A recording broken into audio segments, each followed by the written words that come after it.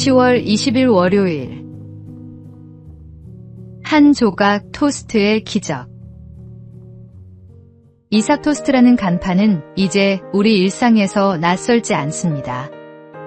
전국 800여 매장, 해외까지 뻗어나간 이 브랜드가 사실은 단 한 사람의 작은 선택에서 시작되었다는 사실을 아십니까?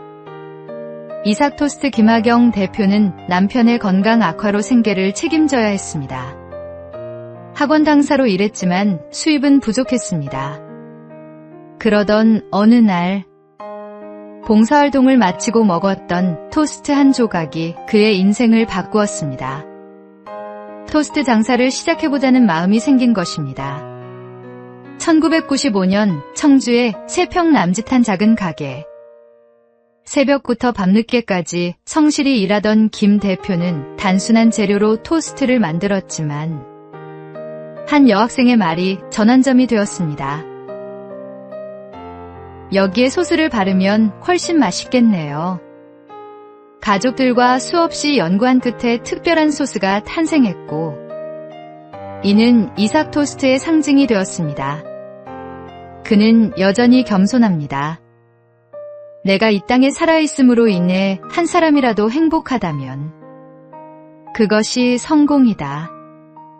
하나님은 때로 한 조각의 토스트, 한 사람의 말, 작은 계기를 통해 새로운 길을 열어주십니다. 오늘의 말씀. 사람이 무엇으로 심든지 그대로 거두리라. 오늘의 만나. 하나님의 손에 붙들린 작은 선택이 세상을 변화시키는 축복의 통로가 될 수 있습니다.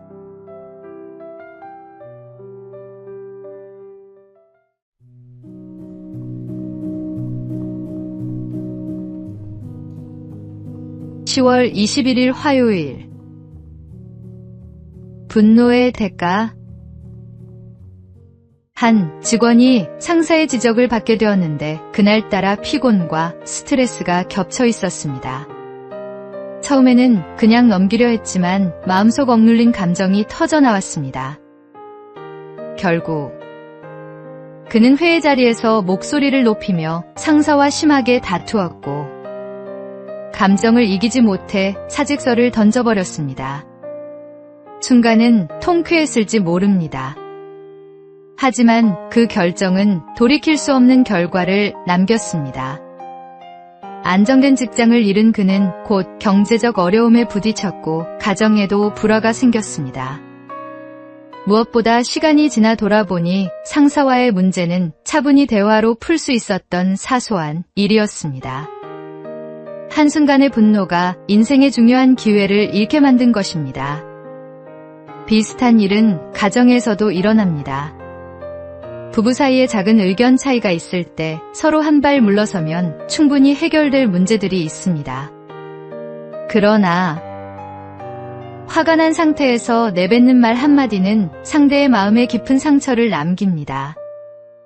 분노는 우리의 판단을 흐리게 하고 결국 어리석은 결정을 내리게 만듭니다.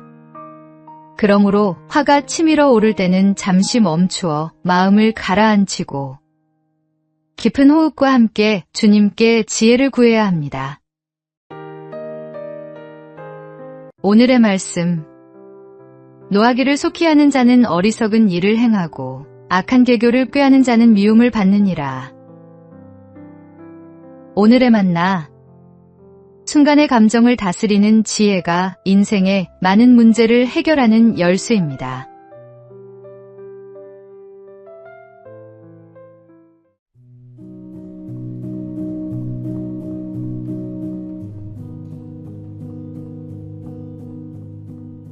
(10월 22일) 수요일. 쥐의 마음. 어느 날 한 쥐가 있었습니다. 그는 고양이에 대한 두려움 때문에 늘 고통받고 있었습니다. 이를 불쌍히 여긴 마법사가 그 쥐를 고양이로 변하게 해주었습니다. 그러나 고양이가 되자 이번에는 개를 두려워했습니다. 마법사는 다시 그를 개로 바꾸어 주었습니다. 하지만 개가 되자 호랑이를 무서워했고 호랑이가 되자 다시 사냥꾼을 두려워했습니다. 결국 마법사는 이렇게 말했습니다. 다시 쥐가 되어라. 내가 아무리 다른 모습으로 변한다 해도 가슴은 여전히 쥐의 가슴이니 어쩔 수 없구나. 사람들의 삶도 이와 같습니다. 아무리 환경이 변하고 조건이 나아져도 마음에 두려움이 있으면 결코 자유로울 수 없습니다. 심리학자들은 인간이 가지는 두려움의 92%는 사실 근거 없는 불안이라고 말합니다. 그러나 믿음 안에 선 사람은 그 불안에 휘둘리지 않습니다. 주님은 우리 마음에서 두려움을 몰아내시고 세상 어떤 상황에서도 흔들리지 않는 담대함, 대신 평안을 주십니다. 그것은 오직 하나님과의 교제 속에서만 얻을 수 있는 선물입니다. 오늘의 말씀. 주 안에서 항상 기뻐하라. 내가 다시 말하노니 기뻐하라. 오늘의 만나. 환경을 바꾸려 애쓰기보다 먼저 마음을 하나님께 맡기는 것이 진정한 평안의 시작입니다.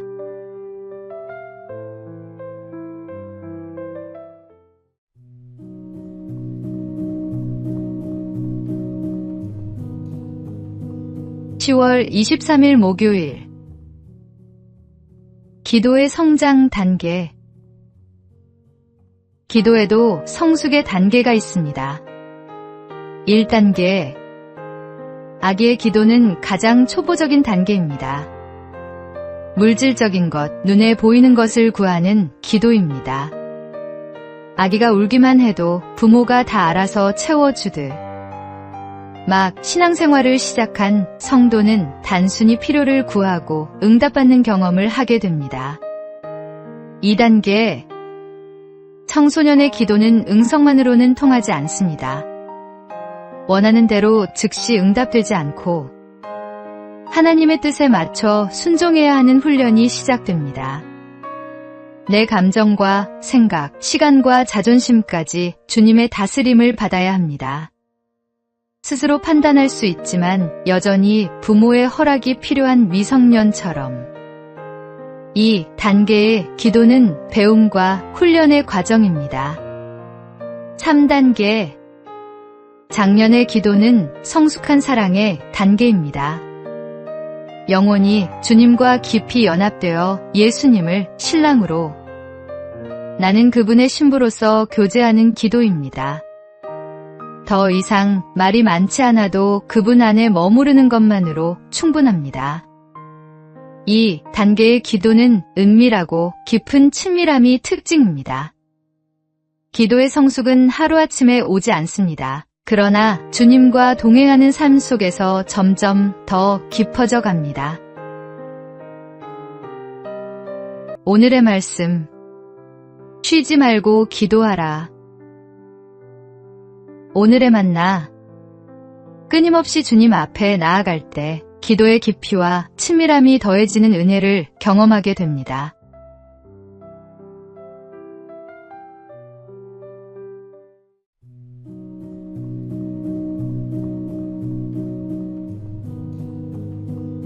(10월 24일) 금요일. 말씀의 능력.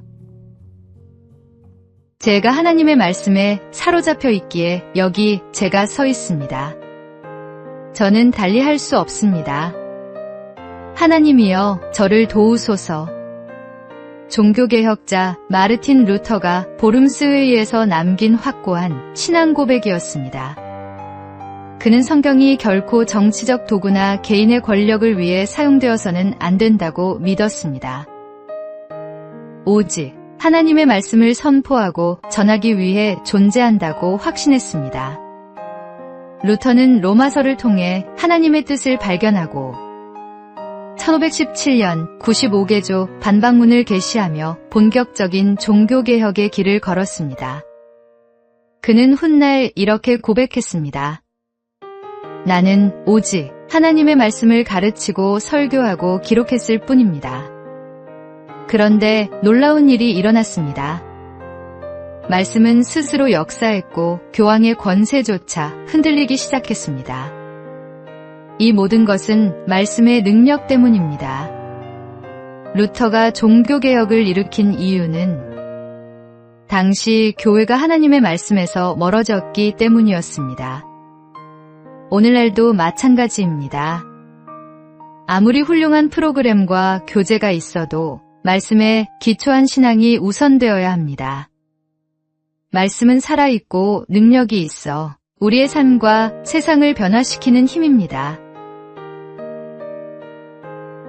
오늘의 말씀. 하나님의 말씀은 살아있고 활력이 있어 좌우의 날선 어떤 검보다도 예리하여 혼과 영과 및 관절과 골수를 찔러 쪼개기까지 하며 또 마음의 생각과 뜻을 판단하나니. 오늘의 만나. 하나님의 말씀 앞에 겸손히 서서 그 능력을 경험하며 살아가는 신앙인이 되기를 소망합니다.